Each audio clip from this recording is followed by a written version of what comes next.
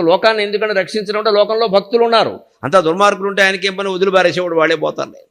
కానీ మనపోటుగాళ్ళు భక్తులు ఉన్నారు. మరి స్వామి నేను నిన్ను సేవిస్తున్నానయ్యా, నా జీవితం నాశనం అయిపోతుందా, నేనున్నాను రుకు అనన్యాశ్చింతయంతో మాం ఏ జన పర్యుపాసతే తేషాం నిత్యాభియుక్తానాం యోగక్షేమం వహామ్యహం. ఎందుకురా బాధపడతాను, భగవంతుడు స్మరిస్తున్నావు, నేనున్నాను కదా, నేను చూసుకుంటా, ఇలా తిప్పేస్తాను మొత్తం, ఏం పర్వాలేదు, నీకు అనుకూలంగానే జరుగుతుంది, కంగారు పడకు, అంత బాగా శుభంగా జరుగుతుంది అని తిప్పేస్తాడు.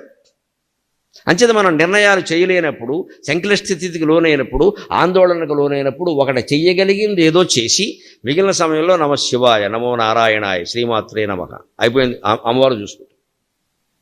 మన ఇష్టమైనది జరుగుతుంది అనుకోవద్దండి, పొరపాటు.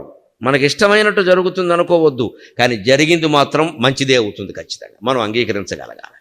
మనకిష్టమైనది జరగాలంటే పట్టుదలలు పెరుగుతాయి. అది జరగకపోవచ్చు, ఇంకోటి కానీ అది మనకి మేలే చేస్తుంది, ఎందుకంటే మనం భక్తులం. నమే భక్త ప్రణశ్యతి, భగవంతుడు చేసిన వాగ్దానం, నా భక్తుడు నష్టపోడు, ప్రపంచం అంతా పోయినా సరే వాడి సంగతి నేను చూసుకుంటాను. భగవత్ స్మరణ అంత గొప్పది, అన్నీ చేస్తాం మనం, అదొక్కటి తప్ప.